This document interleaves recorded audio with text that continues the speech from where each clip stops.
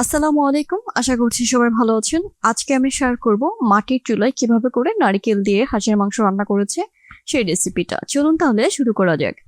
এখানে তেল গরম করে নিয়েছি। এবার এখানে পেঁয়াজ বাটা, রসুন বাটা এবং আদা বাটা দিয়ে এখানে হলুদের গুঁড়া দিয়ে দিচ্ছে পরিমাণ মতো। এবার মরিচের গুঁড়ো দিয়ে দিচ্ছে পরিমাণ মতো। যেহেতু নারকেল দিয়ে রান্না করা হবে তাই শুকনো মরিচ বা অন্যান্য মশলা একটু বেশি পরিমাণেই দিতে হচ্ছে। এবার মশলা যখন একটু কষানো হয়ে গিয়েছে এই পর্যায়ে দেয়া হচ্ছে এখানে নারকেল যে বেটে রেখেছিল সেইটার একটু পাটা ধোয়া পানি দিয়ে দিয়েছি এখানে। এবার খুব ভালোভাবে মশলা কষিয়ে নিচ্ছে। আসলে মাটির চুলায় অল্প মশলায় এত ভালোভাবে যে রান্না করা যায়, যে রান্না করেছে আসলে ওরাই বুঝতে পারে যে মাটির চুলায় কতটা কম মশলা দিয়ে কতটা সুস্বাদু রান্না করা যায়। এই পর্যায়ে মশলা কষানো হয়ে গিয়েছে, এখানে সামান্য পরিমাণ পানি দিয়ে দিয়েছে।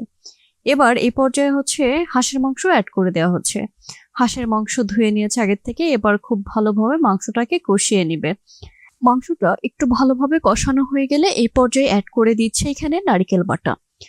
নারকেল কিন্তু একটা পরিমাণ নারকেল এখানে বেটে দিয়েছে। আর যেহেতু হাঁস রান্নাটা ঝোল করা হবে এর জন্য নারকেল বাটাটাও একটু বেশি পরিমাণে দিয়েছে। নারকেল বাটা দিয়ে খুব ভালোভাবে হাঁসের মাংস এবং নারকেল বাটা খুব ভালোভাবে কষিয়ে নিচ্ছে। দেখাই যাচ্ছে কত সুন্দর করে কষিয়ে নিচ্ছে। এবার পুরোপুরি রান্নার জন্য এখানে পরিমাণ মতো পানি দিয়ে দিচ্ছে। আর পানির পরিমাণটা কিন্তু অবশ্যই একটু বেশি পরিমাণে দেওয়া হচ্ছে। বরিশাল অঞ্চলের এই হাঁসরুটি পিঠাটা অনেক বেশি ফেভারিট সবার কাছে। এটা শীতের সময়ের অনেক জনপ্রিয় একটা খাবার বলা চলে বরিশাল অঞ্চলের। এটা একমাত্র বরিশালের মানুষজন ছাড়া আসলে অন্য অঞ্চলের মানুষজন খুব কমই জানবে যে বরিশালের হাঁসরুটি পিঠা কতটা জনপ্রিয় ওদের কাছে। ইতিমধ্যে নারিকেল দিয়ে হাঁস রান্না কমপ্লিট হয়ে গিয়েছে। রান্নাটা কিন্তু খুবই সিম্পল ছিল। আর মাটির চুলা যেহেতু রান্না, অসাধারণ টেস্ট হয়েছে।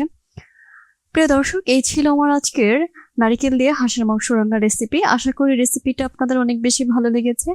রেসিপিটা যদি ভালো লাগে তাহলে অবশ্যই একটা লাইক দিন এবং বন্ধুদের সাথে শেয়ার করুন। কমেন্টে জানাতে ভুলবেন না এই মাটির চুলায় রান্নাটা কেমন হয়েছে। পরবর্তী রেসিপিতে আবার দেখা হবে ইনশাল্লাহ। সবাই ভালো থাকবেন, সুস্থ থাকবেন। সবাইকে অসংখ্য ধন্যবাদ এই ভিডিওটা দেখার জন্য। আল্লাহ হাফেজ।